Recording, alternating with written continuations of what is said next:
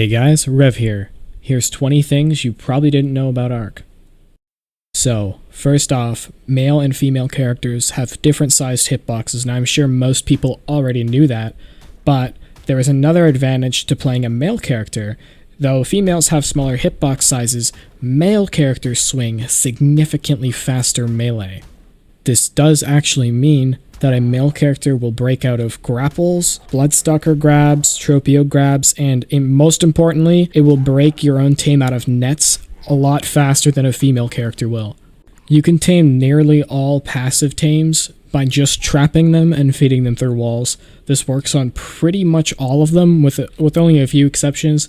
This works on Arthropleuras, it works on Shadow Mains, it works on all sorts of stuff, so even Mantis. So Mantis can be pretty tricky to tame, but with this, they're really easy.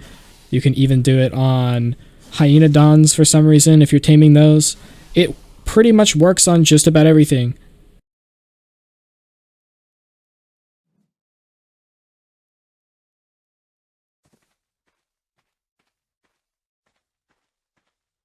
You can actually capture your own mantas and anglerfish inside a fishing basket and use it to transport them almost like a cryopod.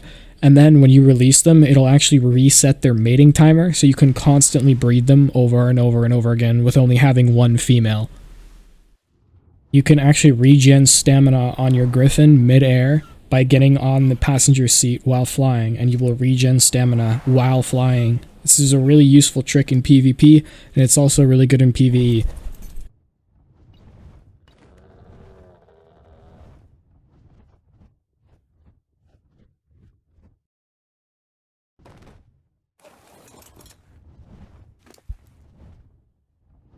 If you cryopod a Purlovia while it's buried, you can constantly throw it out, and it will never get cryosick. This is really cool because you can throw out unlimited Purlovias if you're a breeder.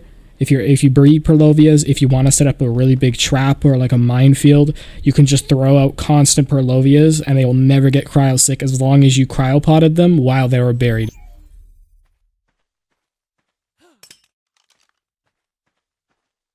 Riding in first person on a mana gives you more range and damage than being in third person. So I'll demonstrate this here with this mana that's too far away to hit in third person. The instant I zoom into first person, I'm able to hit him, and I haven't moved at all. You can actually access boxes and anything else that's interactable through a wall by using a Pergoptodon and setting in its pouch. This is really great for getting at people who stick their rafts through walls, because these people suck and they're really annoying. And I'm sure you could think of some other uses too, but you didn't really hear from me. So this one's a really good one, guys. So if you ever get your tame stuck in a bear trap, especially large bear traps, doesn't matter what tame it is, you can use a plant Z to actually get it out of the bear trap. And that's actually insane, because even if the tame can't be Z'd, it's completely unaffected by Z. So in this example, I'm using a Giga, which is like a perfect example because Gigas get stuck in large bear traps. That's like one of the ways that you can die on one in PvP. You know, you could get stuck in them in PvE too, I guess, probably. But they take forever to remove, so you're not going to have the time to just sit there and remove the bear trap. But with this, you can just jump off, chuck a Z, and you can instantly start moving again. The Melanothecus, while it may be a tiny little monkey, is actually one of the best shoulder tames in the game, especially in PvP. It actually throws this poo, and what this poo does is not only does it slow them and give them a little, actually pretty powerful degen, but it also prevents them from med brewing for 10 seconds. Every med brew they use is just completely wasted. So you can basically use this guy to make your flamethrower Bob dreams come true.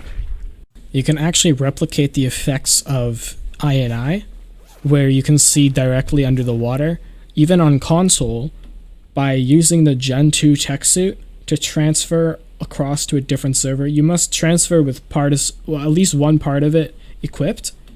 As soon as you go to the new server, all you have to do is get in the water and equip the full suit, and you'll be able to see perfectly underwater. So really weird glitch. I don't know why this works, but it does. So if you really have wanted to be able to see underwater on a console, or you run a different INI, or you don't run an INI but you want to have certain features, you can kind of do it with this.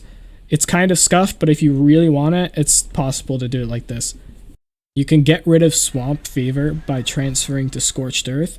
Because Scorched Earth doesn't actually have leeches, there's no way to get Swamp Fever on this map, so therefore you cannot actually have Swamp Fever on this map, so it gets rid of it for you as soon as you transfer. The amount of people that don't know how to do this, or at least neglect to do it, is actually incredible. So if you're on official PvP or just PvP in general and you have the sickness, please just get rid of it. You know, nobody really likes PvPing with it on, and you're doing everybody else a favor, so go ahead and get rid of it. You can actually trap a queen bee in a tent and then wait for her to de-aggro. Simply pick up the tent and immediately feed her. This will actually prevent the need of ghillie. You won't need any like cactus broth or bug spray or any of that shit. Just have a rare flower, a tent, and honestly you don't even need a tent. Swear to God, you can just sprint up to it and sometimes and just tame it. So if you're ever taming bees, you don't really need much preparation. It's kind of a misconception that you need all this stuff, but you really don't. Even when not in the water, you can fill your canteens and water bottles with your tame. As long as your tame is touching the water, you can actually fill the canteen in their inventory. You can actually use taxidermy bases as sort of a hidden storage. I doubt that this is ever picked up on people's ESPs. If they're using an ESP, it'll be set to boxes and not taxidermy bases. Also, it camouflages really well, and it doesn't really stand out because it doesn't have rough edges. It's also, you know, obviously it's got the grass and dirt and stuff and rocks, so it actually blends in really well under the water and also pretty well above the water as well.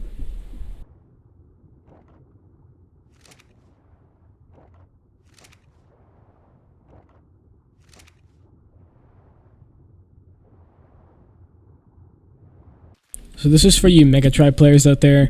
I know y'all have been getting terrorized by the existence of the naglin, so here's how you counter it. When you get pounced or, you know, like mind controlled by the naglin, simply open up console and type reconnect. It's the same thing you do with skiffs. This will just pull the naglin off you. You can have a friend right next to you ready. You can have a friend stand right next to you ready to just instantly kill the naglin the instant you reconnect. Obviously, if you're by yourself, reconnecting might not be the smartest idea, but it could still work. So reconnecting is actually an instant counter to this thing, so it'll just straight up fall off your head, and you'll even have the immunity for a little bit, so you won't be able to even get mind controlled. If you've had a troodon pocketed on you before, you know it kind of sucks. They're really fast, and they one bite you most of the time, and that second bite, even if you have a bit of fortitude, that second bite comes pretty quick, so they're really hard to escape. But there is a really simple counter to them, and that's fire. If you light a troodon on fire, regardless of if it's tamed or wild, it will run away. That is the biggest thing, because if you hit a troodon, and these players, they put all movement speed into them typically, so you'll hit it, and it's going to just fucking book it. It's just going to be gone. This is also great in PvE too, because if you hold the torch in your hand at night, troodons will typically stay away from you. And if you're getting attacked by them, you can hit them with the torch, or you can hit them with flamethrower, and they'll just start running away. Now this one's a little weird. So normally when you're running, obviously you make footstep sounds. If you equip a fishing net, hold it in your hand, and start running, you don't make any noise. A very weird glitch. I don't know how this even exists, but you know, if you're trying to sneak up on somebody, like run up at the ob, and you don't want them to hear your feet like hitting the metal, you can just equip a fishing net and run up, and they won't even hear a thing.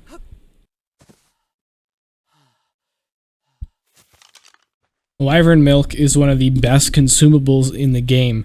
Not only does it cure every sickness that exists currently in the game, it also allows you to survive any cold temperatures. So the coldest thing in the game right now, which would be Ragnarok's Death Snow, you can simply drink this and be able to survive there without taking damage at all. It also gives you a powerful regen over time effect that is really, really powerful when paired with med brews. You can actually out heal a lot of damage. So this is something we have not seen in the game for a long time, and this was removed for a good reason. The ability to give all flyers movement speed. But this has been reintroduced in a different way with the Shadowmane. If you are using a mate boosted Shadowmane and use the roar of the male, you can actually give a massive speed boost to every kind of tame and player in the area. So that means that your rocket running, your turret, running through the turrets is going to be so much faster because you gain a ton of speed. It's probably around the equivalent of like 60 to 30% extra speed. This actually affects Pteranodons, it affects Tropios, it affects Quetzals, it affects all of that stuff. So just think of the possibilities when using this. If you guys enjoyed, or if most importantly, you actually learned something new from this video, remember to leave a like, comment, subscribe, and tell your friends about the channel, and it really helps me out. And my last tip is to actually join my Discord, because we've got a lot of really insightful people here, a lot of really good veteran players who will love to share their knowledge with you. So if you're a beginner and you want to get better at ARK, feel free to join the Discord. It'll be in the description.